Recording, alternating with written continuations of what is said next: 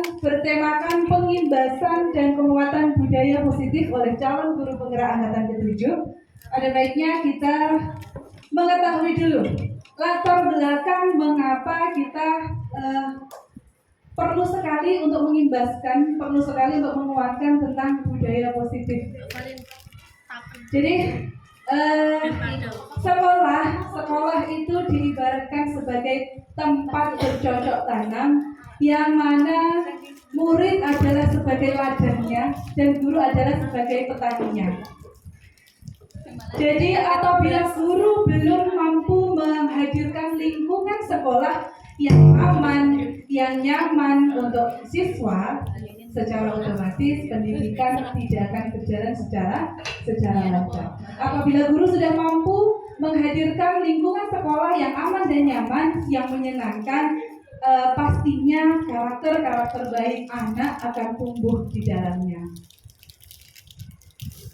Lingkungan yang positif, lingkungan yang baik, di mana di dalam lingkungan sekolah itu yang terdiri dari seluruh warga sekolah saling bekerja sama, saling membantu, saling belajar. Nah, dari lingkungan yang seperti itu maka akan muncul kebiasaan-kebiasaan positif.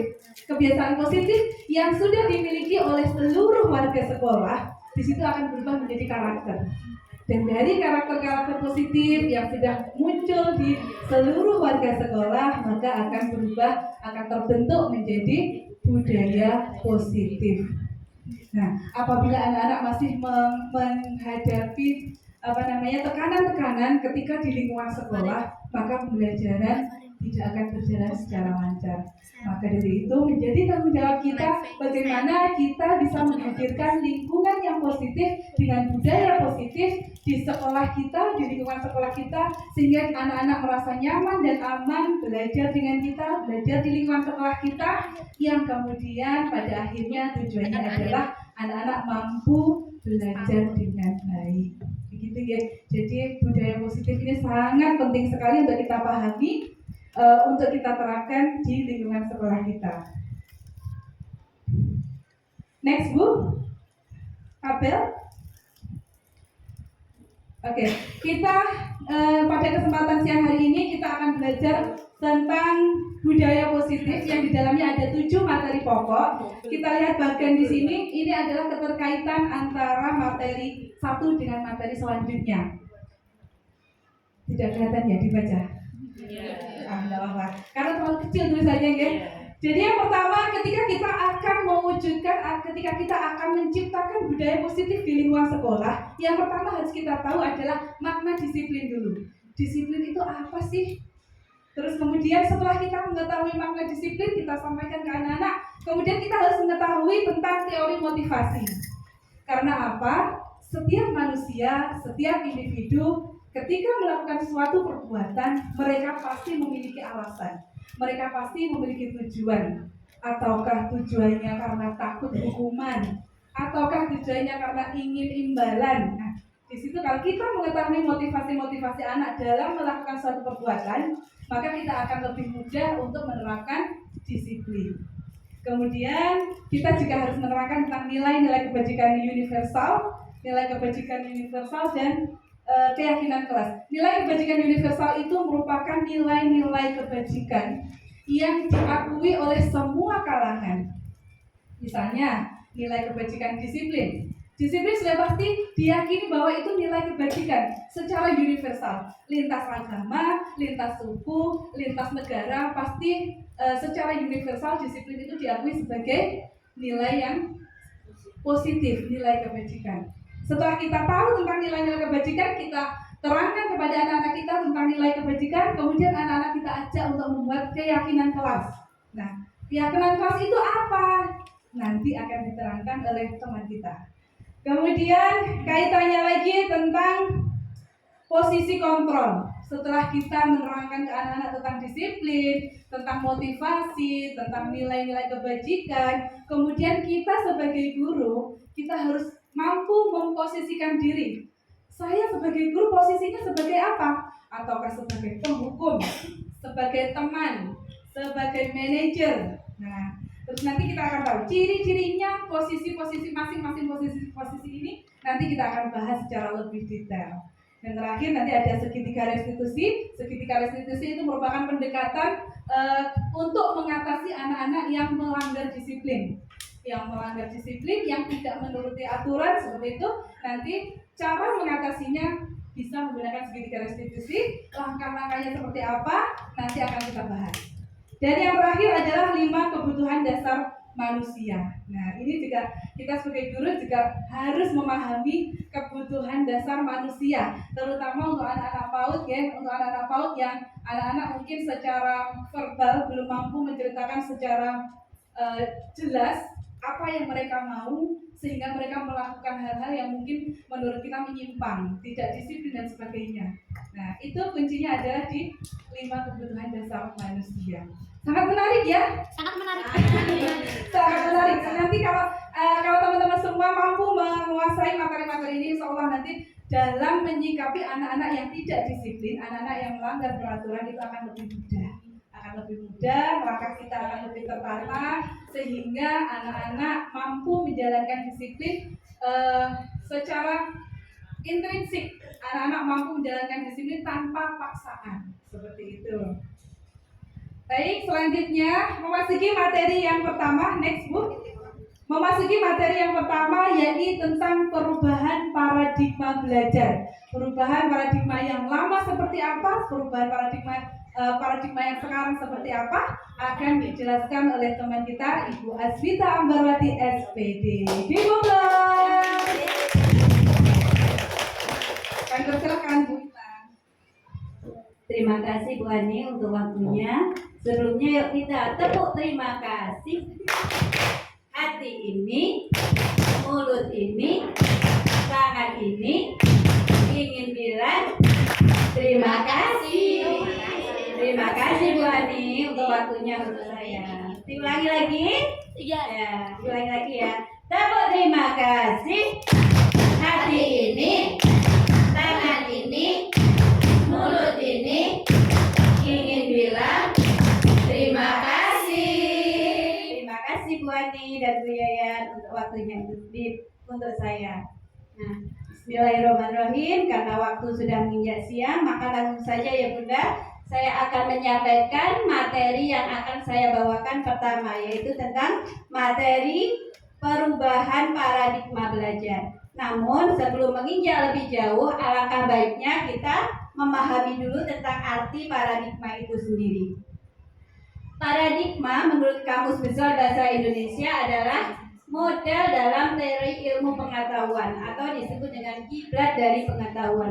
Selain itu, dalam Kamus Besar Bahasa Indonesia, paradigma juga diartikan sebagai kerangka untuk berpikir. Dan paradigma itu sendiri terbagi menjadi 2, satunya yaitu paradigma lama dan paradigma baru. Nah, paradigma lama itu disebut dengan stimulus respon, sedangkan paradigma baru yaitu disebut dengan teori kontrol. Nah, Bunda, dalam kegiatan pendidikan tentunya kita masih masih sama-sama menggunakan tentang teori paradigma belajar lama ini, ya kan? Nah, adakah yang tahu model pembelajaran? Kita ambil dulu dari model pembelajaran paradigma lama itu kira-kira apa ya Bunda? Adakah yang bisa menjawabnya? Monggo Bu. Berkelompok. Apalagi? Area. Apalagi? Sentral. Fokus pada guru. Berpusat pada guru. Berpusat pada guru. Model pembelajaran lama atau kita bahasnya model pembelajaran paradigma lama dulu ya Bu, sebelum masuk ke paradigma belajarnya sendiri. Model pembelajaran lama yang kita kenal yaitu dengan metode konvensional. Apakah itu metode konvensional? Di mana guru sebagai satu-satunya sumber belajar. Nah, guru menggunakan metode ceramah. Kira-kira kalau seperti itu siswanya membosankan atau menyenangkan Bunda? Bosan. Guru dengan menggunakan metode ceramah, siswa hanya mendengarkan saja dan diiringi oleh penugasan. Masya Allah, luar biasa ya, warisan zaman kolonial ini. Nah, sebaiknya menjadi guru itu jangan memberikan kesempatan pada anak untuk 3D saja. Apakah 3D itu Bunda? Duduk, datang, dan diam. Nah, kalau kelas Buya ya nanti kalau keliling-keliling sekolah tahu kelasnya itu uang, kan berarti itu tanda tanya apa betul? Bu Anis ya. Luar biasa. Alhamdulillah lah. Itu salah satu pendidikan saat ini Bunda Bu Anis. Itu adalah salah satu paradigma belajar baru yaitu bergerak. Di mana salah satu ciri pendidikan merdeka belajar itu ya salah satunya itu muridnya harus bergerak. Jadi kalau muridnya sudah bergerak itu artinya gurunya sudah berhasil. Gurunya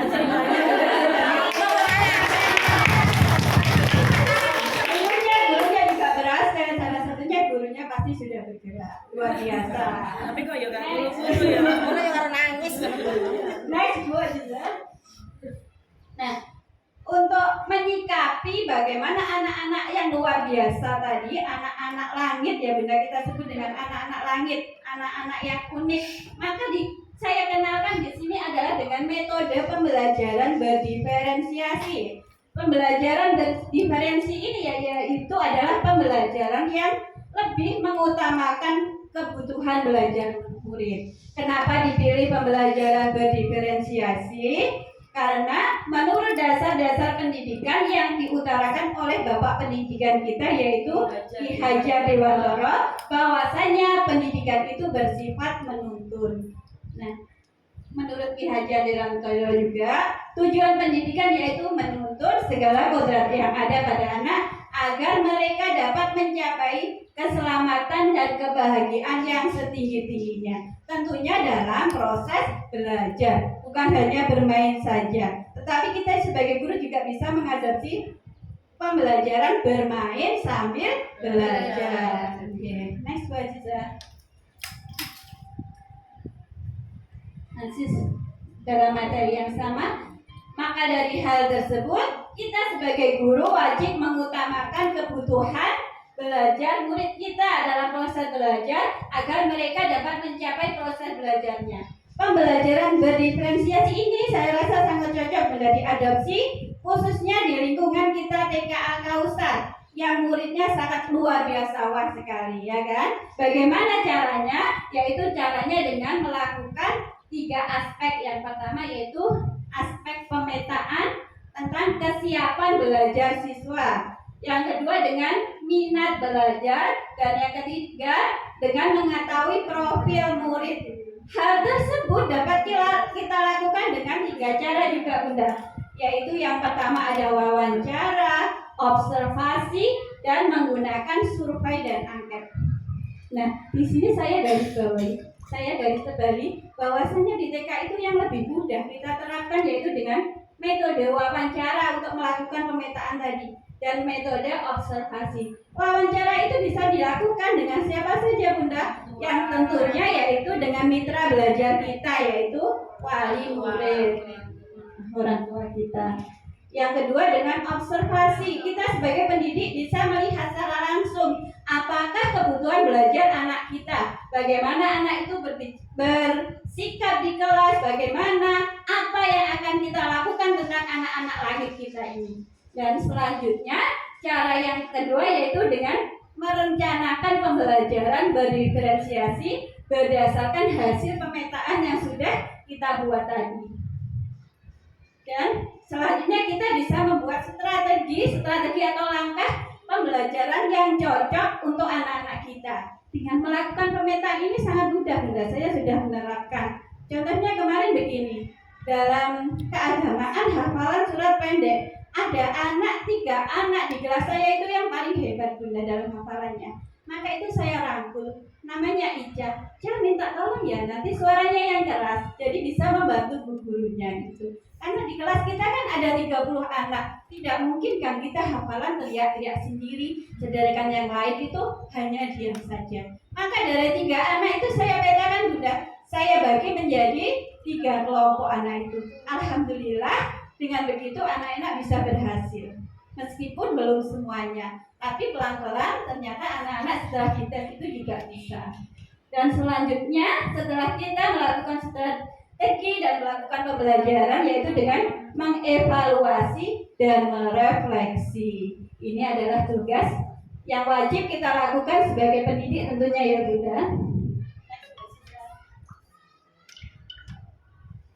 Nah, di sini dengan pembelajaran berdiferensiasi ini, para guru sudah bergeser Bunda. Yang tadi dari paradigma lama, kita hanya sebagai penutur, kita sebagai satu-satunya sumber belajar, maka di sini peran kita sudah berganti. Peran kita berganti menjadi fasilitator. Bunda, adakah yang tahu apakah itu fasilitator itu?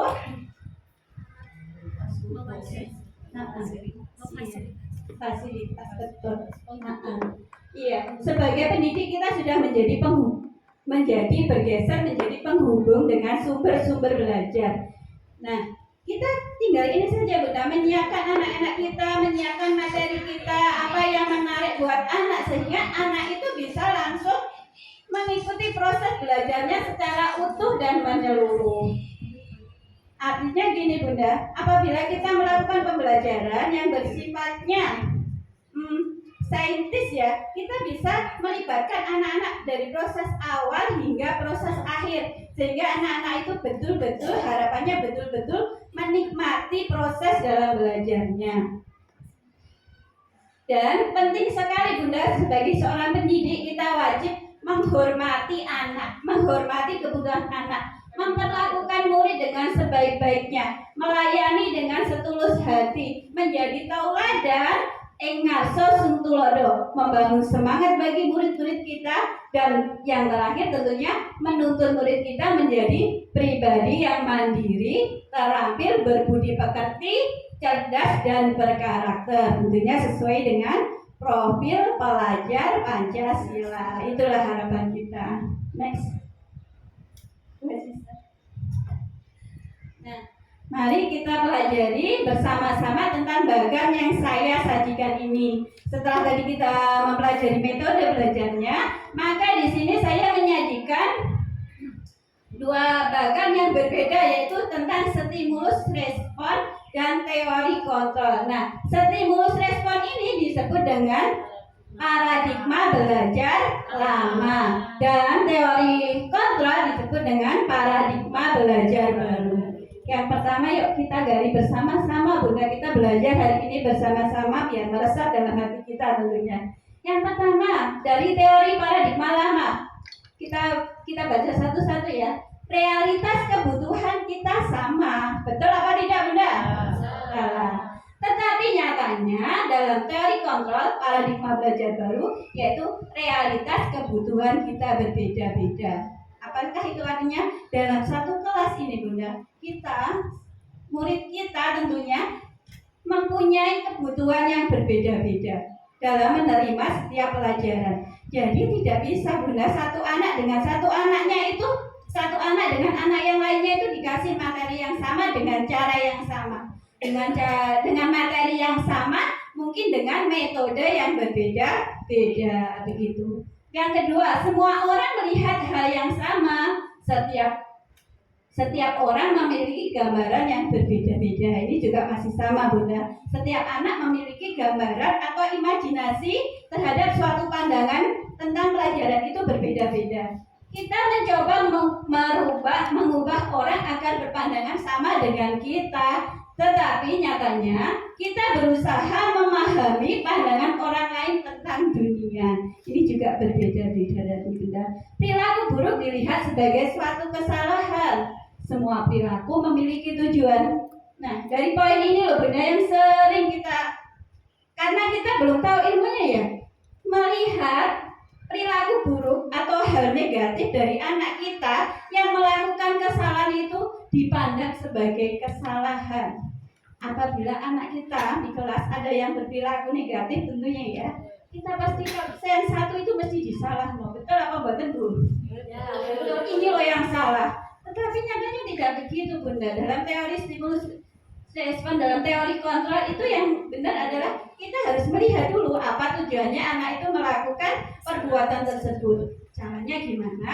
Nanti ada langkah-langkahnya yang akan disampaikan oleh teman saya. Dilihat dulu tujuannya. Kita harus menanya dulu. Caranya menanya itu juga ada Bunda di pendidikan guru penggerak. Pokoknya di pendidikan guru penggerak itu benar-benar luar biasa. Kita benar-benar mendapat isi pokoknya ya Bu ya. Dan selanjutnya benar Bu, saya mendapat gizi. Kalau makannya benar-benar saya dapat gizi loh Bu di guru penggerak ini. Tetapi ya memang harus kita mengorbankan waktu kita tentunya. Dan selanjutnya orang lain bisa mengontrol saya, tetapi nyatanya dalam teori paradigma baru yaitu hanya Anda yang bisa mengontrol Anda sendiri. Contohnya begini, bila saya menitipkan barang kepada Bu Yayan, ya kan Bu Yayan, barang itu sangat berharga dan berguna bagi Bu Yayan. Tetapi suatu ketika Bu Yayan, Bu Anis lainnya, Bu Anis ingin meminjam barang tersebut karena butuh banget. Wes tak ganti apa saja pokoknya. Saya mau ganti barang itu karena saya butuh. Kira-kira Bu Yayan ingin memberikan ke Bu Anis secara cuma-cuma atau gimana Bu? Mungkin kalau saya masih membutuhkan itu, saya pikir-pikir dulu. Kalau saya sudah tidak membutuhkan, bisa saya kasihkan ke Bu Anis. Iya, betul. Artinya yang bisa mengontrol tentang itu siapa Bu? Yang bisa mengontrol ya kita sendiri, Bu Yayan sendiri. Nah, sampai mana tadi? Ini saya bisa mengontrol orang lain, Anda tidak bisa mengontrol orang lain, itu masih sama. Pemaksaan ada pada saat bujukan gagal. Kolaborasi dan konsensus menciptakan pilihan-pilihan baru. Nah ini berkaitan Bunda, saya rasa dalam perilaku guru dilihat sebagai kesalahan. Ini berkaitan saya rasa dengan pemaksaan ada saat pada bujukan gagal, di mana ketika anak-anak kita ada yang berperilaku negatif, hendaknya kita berkolaborasi dulu. Kita mencari solusi-solusi yang terbaik bagi anak itu. Jangan sampai menimbulkan dendam di hati anak karena anak itu sudah dijudge, aku yang salah, aku selalu salah. Itu tidak boleh Bunda. Makanya yang terakhir, modal berpikir menang kalah. Jangan sampai kita membuat murid kita itu menang kalah. Kalau bisa kita berpikir menggunakan pola berpikir menang-menang. Tidak ada yang kalah, tidak ada yang salah di antara anak tersebut yang berperilaku negatif tadi. Caranya yaitu dengan cara kolaborasi. Kita tanya dulu tujuannya apa berbuat seperti itu. Maka lanjut Bu. Nah, sebelum saya menginjak ke materi disiplin positif Bunda, dari paradigma lama dan paradigma baru tadi, kira-kira Bunda-Bunda sudah siap untuk merubah paradigma belajarnya apa belum Bun? Nah, saya suka sekali ini Bun, di RMS tapi lupa tidak saya tulis, maka saya bacakan saja ya Bun ya. Ini aja kata-kata yang menarik yang saya garis bawahi di RMS saya. Bila kita ingin membuat kemajuan perubahan, maka sedikit-sedikit ubahlah sikap kita dan perilaku kita. Yang perlu dirubah adalah sedikit-sedikit, tidak langsung berubah itu tidak mungkin. Nah selanjutnya, namun bila kita ingin memperbaiki cara-cara utama kita, maka kita perlu mengubah kerangka atau acuan berpikir kita. Yang dirubah bukan orangnya, tapi pikirannya. Ya. Terus selanjutnya, ubahlah bagaimana Anda melihat dunia, bagaimana Anda berpikir tentang manusia. Ubahlah paradigma Anda atau skema pemahaman kita. Maka yang perlu dirubah adalah diri kita sendiri. Tidak ke siapa-siapa ya Bu, tentunya adalah diri kita sendiri. Berubah itu secara pelan-pelan, perlahan-lahan untuk menciptakan suasana baru, perubahan paradigma baru dengan cara berkolaborasi antara semua pendidik, semua warga sekolah dengan mitra-mitra belajar kita. Nah, sekarang saya ingin menyampaikan materi yang selanjutnya. Masih semangat Bu? Semangat. Berapa semangat?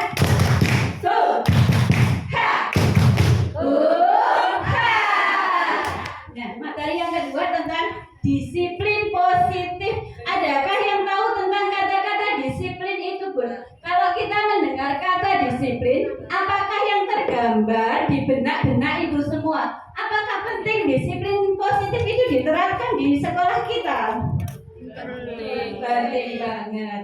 Disiplin positif itu sangat penting diterapkan di intinya di lembaga kita guna menciptakan budaya yang positif. Next, Lisa. Kata disiplin itu sering kita kaitkan dengan kata tertib. Betul, Bunda? Sering kita kaitkan dengan kata tertib, kepatuhan atau aturan. Kata disiplin sering dikaitkan dengan hukuman. Betul apa betul, Bu? Betul. Padahal sesungguhnya berbeda sekali loh, Bunda, dalam prakteknya. Karena belajar tentang disiplin positif tidak harus memberikan hukuman. Hukuman justru adalah tindakan yang terakhir. Jika perlu tidak usah sama sekali. Next.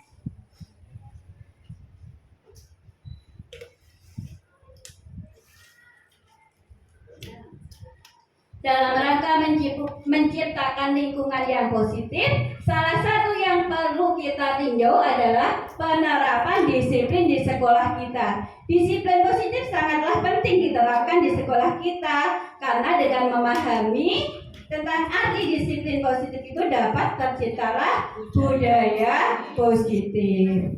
Disiplin positif yang dimaksud adalah disiplin diri. Disiplin yang sudah muncul sebagai dengan kebiasaan atau nilai-nilai intrinsik atau nilai-nilai yang sudah muncul dari diri kita. Tentunya kembalinya ke siapa lagi, Bunda? Ke diri kita masing-masing. Next, Bu. Nah, menurut pakar pendidikan kita yaitu Ki Hajar Dewantara dan Dian Kosen, bahwasanya disiplin itu adalah bentuk kontrol diri. Apa, Bunda? Bentuk kontrol diri. Kontrol diri yang sudah memiliki nilai-nilai kebajikan universal. Disiplin positif bisa diartikan sebagai bentuk kontrol diri dan bagaimana menguasai diri untuk memiliki tindakan yang mengacu pada nilai-nilai kebajikan universal. Disiplin yang dimaksud adalah disiplin diri, Bunda. Disiplin yang memiliki motivasi secara intrinsik. Nilai-nilai yang muncul dalam diri kita. Apabila kita tidak memiliki ini, maka kita diperlukan pihak lain untuk mendisiplinkan diri kita, biar muncul disiplin diri kita. Next. Nah, ya, menginjak ke materi saya yang terakhir yaitu tentang motivasi perilaku manusia. Ini adalah materi yang terakhir yang akan saya sampaikan.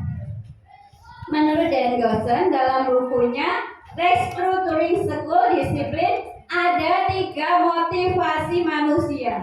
Nah, mari kita lihat, kita dalami bersama-sama tentang 3 perilaku manusia. Barangkali kita sudah menerapkan hal tersebut dan bagaimana cara merubahnya. Yang pertama yaitu motivasi yang pertama yaitu untuk menghindari ketidaknyamanan atau hukuman. Yang kedua, untuk mendapatkan imbalan penghargaan dari orang lain. Yang ketiga yaitu untuk menjadi orang yang kita inginkan dan menghargai diri kita sendiri. Nah, kira-kira Bu, dari ketiga motivasi ini manakah yang sering kita lakukan? Ayo. Apakah panjenengan datang ke sekolah hanya untuk menghindari hukuman dari ibu yayasan biar mendapat gaji saja? Boten. Salah satunya. Jujur, Bu. Yang kedua untuk mendapatkan imbalan atau penghargaan. Nah, ini lebih ini lagi ya, lebih seru lagi. Mencari perhatian, ya dapat imbalan. Yang ketiga yaitu untuk menjadi orang yang kita inginkan atau menghargai diri kita sendiri. Kira-kira kalau ada contoh kasus seperti ini, Bu. Next, contoh kasusnya, Bu, minta tolong, Bu.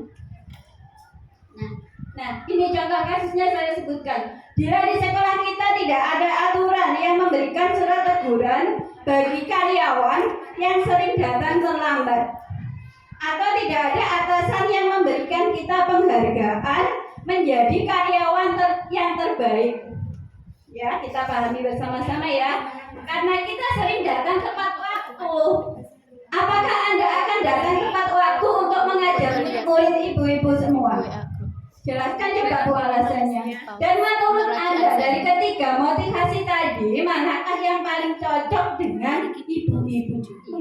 minta testimoninya dari Bu Heni saja ya. Karena rumahnya yang paling jauh ini. Yang tadi Bu, coba di materi yang tadi. Nah, pahami dulu Bu Heni. Kalau menurut Bu Heni, motivasi yang muncul ketika Bu Heni datang ke sekolah itu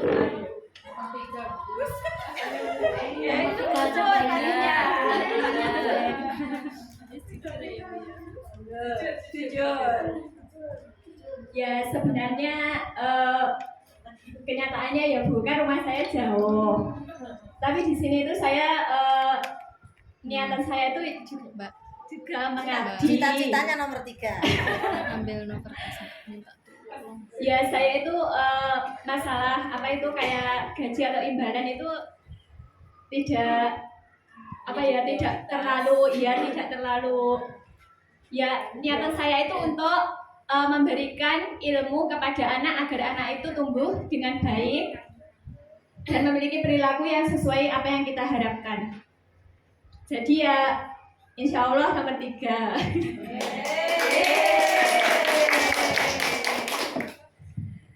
Aku coba testimoni.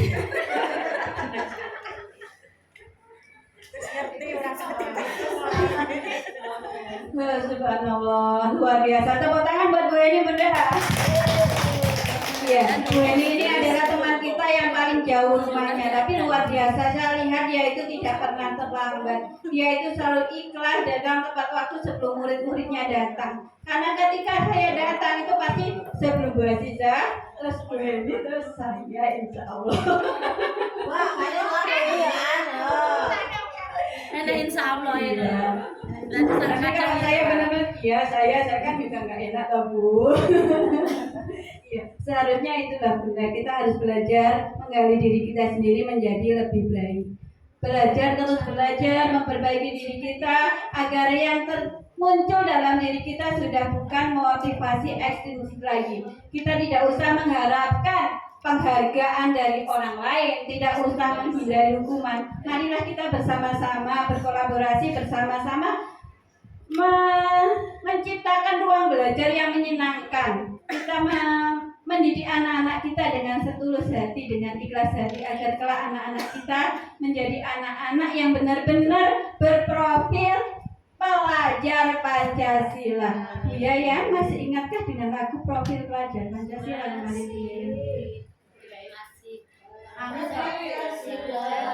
Yuk kita nyanyi sama-sama bunda. Belajar Pancasila, Beriman dan bertakwa pada Tuhan yang Esa dan berakhlak mulia, berkebinekaan global, gotong royong mandiri, kreatif dan bernalar kritis. Nah itulah harapan kita kepada anak-anak kita. Marilah kita bimbing semua, kita ciptakan ruang belajar yang menyenangkan secara utuh dan menyeluruh.